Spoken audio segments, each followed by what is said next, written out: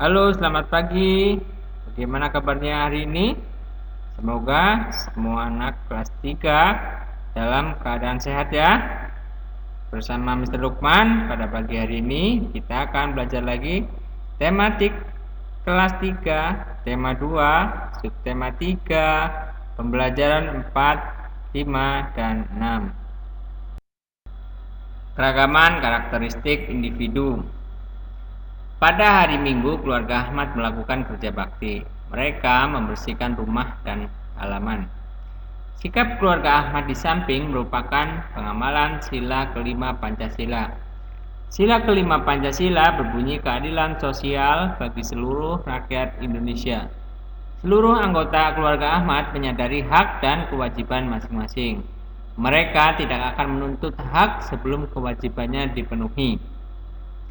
Setiap keluarga memiliki tugas masing-masing. Masih ingatkah kamu tugas masing-masing keluarga? Contohnya, tugas ayah bisa mencari nafkah. Tugas ibu berarti memasak, mencuci, atau mengepel. Nah, tugas anak-anak bisa belajar, bisa bantu ibu, atau bersih-bersih halaman. Nah, di sini anak-anak harus tahu pengertian dari keragaman. Keragaman adalah suatu kondisi perbedaan di dalam masyarakat.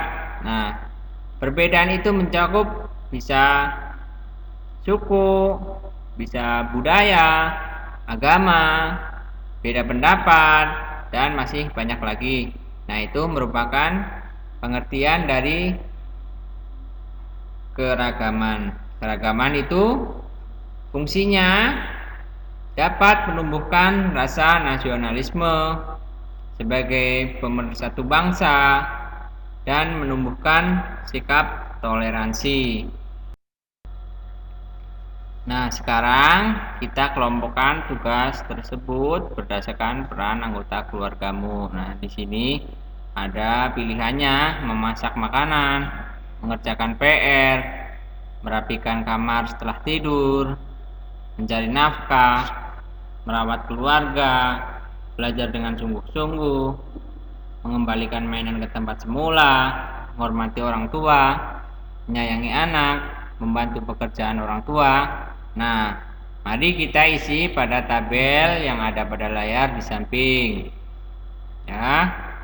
Yang pertama, memasak makanan, tugas dari ibu.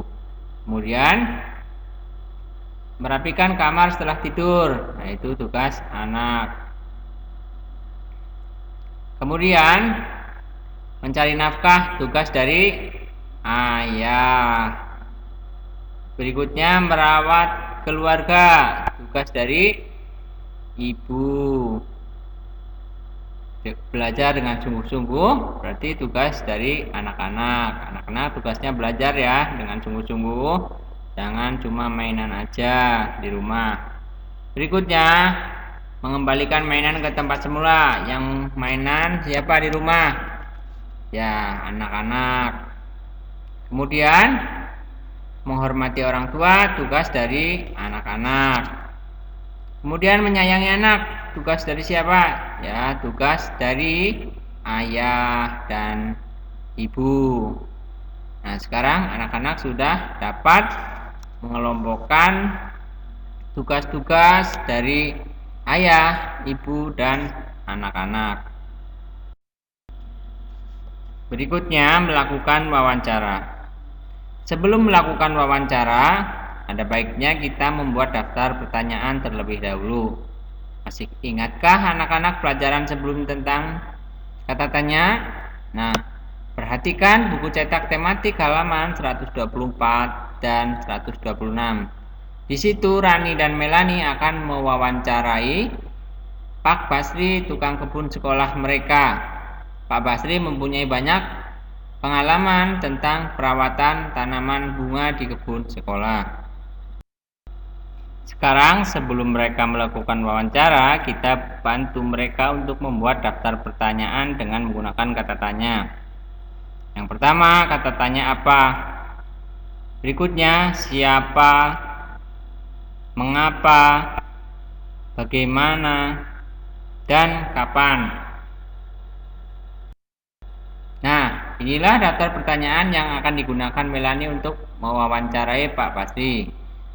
Yang pertama, dengan menggunakan kata apa? Kalimatnya, apa yang harus dilakukan untuk merawat tanaman? Kemudian menggunakan kata tanya siapa. Kalimatnya, siapa yang harus menjaga dan merawat tanaman itu?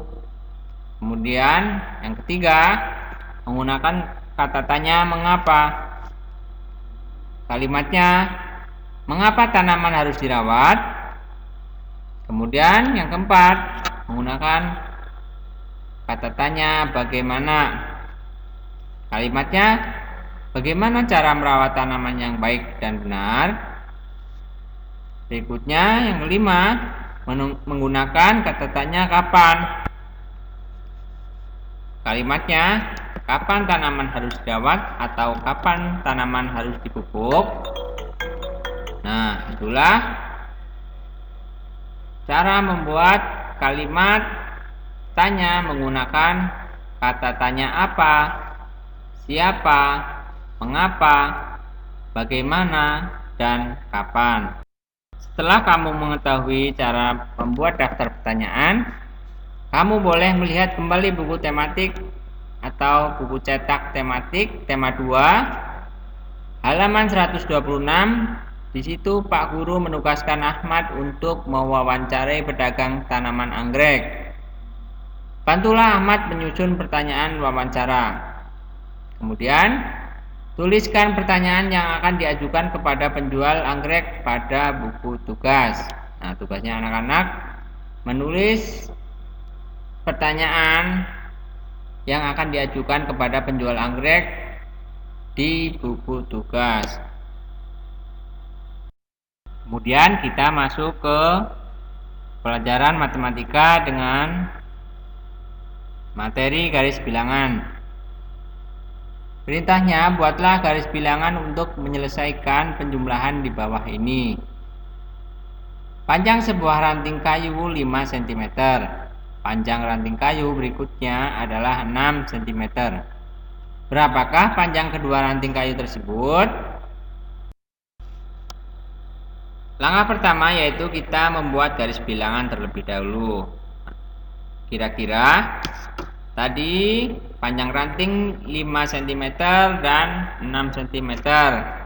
Kira-kira 5 ditambah 6 itu jumlahnya antara 10 sampai 15 ya. Nah, kita buat garis bilangannya dari 0 sampai 15 saja. Kemudian panjang ranting yang pertama yaitu 5 cm. Nah, kita tarik garis dari 0 sampai 5. Kita beri tanda titik A. Kemudian panjang ranting yang berikutnya yaitu 6 cm. Nah, kita tinggal lanjutkan dari 5 cm ditambah 6 cm atau bertambah 5 langkah. Nah, kita beri tanda lagi, beri tanda garis panah. Nah, berhentinya di angka 11 karena bertambah 6 langkah atau 6 cm. Nah, kita beri tanda titik B. Nah, jika dijumlahkan 5 ditambah 6 menjadi 11. Kita tarik garis penuh. Nah, dari 0 sampai 11. Maka 5 ditambah 6 sama dengan 11. Berikutnya, Bapak mempunyai contoh soal lagi. Perintahnya, buatlah garis bilangan untuk menyelesaikan penjumlahan di bawah ini. Soalnya, panjang pensil Tia 7 cm.